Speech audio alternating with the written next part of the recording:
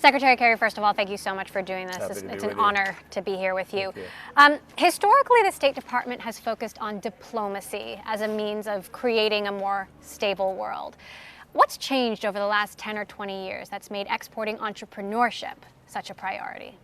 Well, from the day that I was nominated, I have consistently said that foreign policy is economic policy, and economic policy is foreign policy. And we are living, we all know, the word has become almost trite, a globalized community. It's a small world. Everybody's in touch with everybody. Things move so rapidly, and there's huge competition for market share and so forth. So it's a world in which you better be ahead of the game in creating jobs, creating the new technologies, and staying ahead of the curve. It's that simple. And it is vital to creating stability, making peace.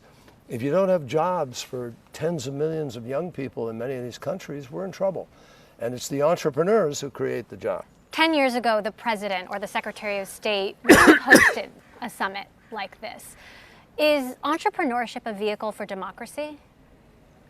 It can be, certainly. I think in terms of communication and speed, the freedom to invest, the nature of risk-taking, tends to want openness.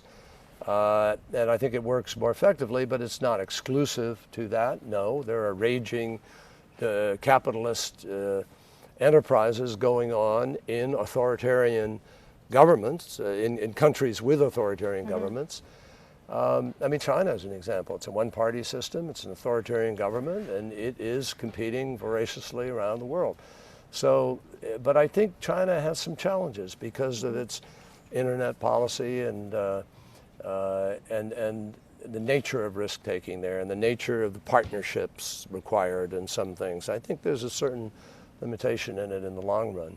Does Donald Trump threaten what President Obama has built when it comes to entrepreneurship, when it comes to innovation? I'm not, look, it's not my job and role to get into the middle of the election. People will make their judgments. I have said, and I repeat, that everywhere I go, people are asking me about his statements, and they are expressing great concern. But the candidates have to fight that out. One of the greatest entrepreneurs in the world, Mark Zuckerberg, was recently photographed with a shot of his laptop. You could see it in the background. He had tape over the camera and tape over the microphone. What does that say about the state of cybersecurity in this world? Well, cybersecurity is a challenge. If you're not aware of what you're doing and saying and what sort of apps you have, a telephone can be a listening device as well as a communications device and a camera.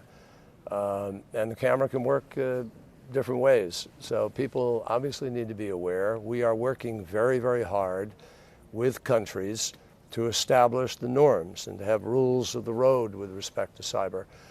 We made progress with China to some degree. We're still working at the implementation, but it is a challenge, and we all in government are particularly sensitized and careful. Former Attorney General Eric Holder recently said he now believes Edward Snowden did a public service by exposing surveillance techniques, exposing this debate. Do you agree? Well, I'm uncomfortable saying it's a public service because I think he exposed secrets about intelligence gathering and intelligence work that puts Americans and people in the world at risk. So you can look and say, well, I'm glad we know about these things more, but it shouldn't have happened that way. And he did it with a recklessness that has put lives at risk. And I'm not comfortable with that and never will be. In the standoff that arose between Apple and the FBI over a San Bernardino shooter's iPhone, the FBI ultimately, fairly quickly when they employed the help of the private sector, found a workaround to get into that phone. Do you still believe there is clear government interest in requiring backdoors on encrypted technologies by U.S. technology companies? Where there is a legitimate probable cause, there's no reason that information is more protected than other kinds of records and records that people have and keep, which is subject to lawful subpoena and lawful availability where it meets a standard of probable cause with respect to our judicial system. And that's why we have separate branches of government, because they act independently.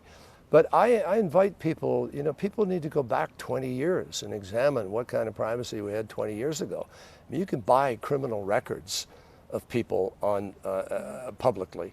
You can get bank records, finance records, mortgage. I mean, there's an incredible amount of loss of privacy that's taken place long before the internet actually came into being. People were subject to, but they just didn't know about it as much. So I think people have to be aware of the threats that we face in the world today. I think our government has been remarkably faithful to our fundamental beliefs and to our rights, and has been very careful to require standards, to require judicial review, to require different protections in order to secure people's rights and freedom. And I'm proud of that. I mean, as I think about it, we've gone overboard in many, many different ways in order to limit the intrusiveness, but at the same time, protect the American people. And I will say to you bluntly that there are any number in the double digits of plots that have been interrupted where many lives might have been lost were it not for our ability to be able to take massively gathered, not individual, but massively gathered and analyzed information and make sense out of it. One last question. And anonymously gathered, I add. Uber and Airbnb have been the breakout technology companies of this decade, but have run into a host of regulatory issues around the world.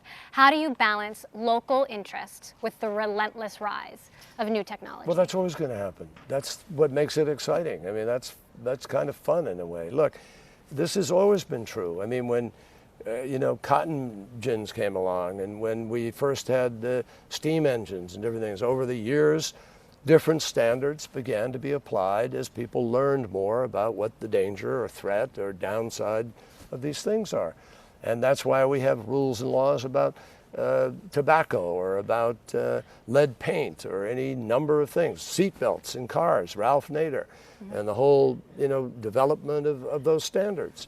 There's always going to be a tension in that. It's going to be a yin and yang, a pull and a tug from interests on the ground that want the protection, and from people who want the freedom to just go do what they do.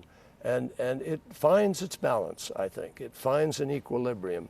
And people in the United States of America are a hell of a lot safer today than they were 25 years ago, 50 years ago, 100 years ago, live longer as a result, less injuries in the workplace, all kinds of benefits that have come. So it works its way out in the end.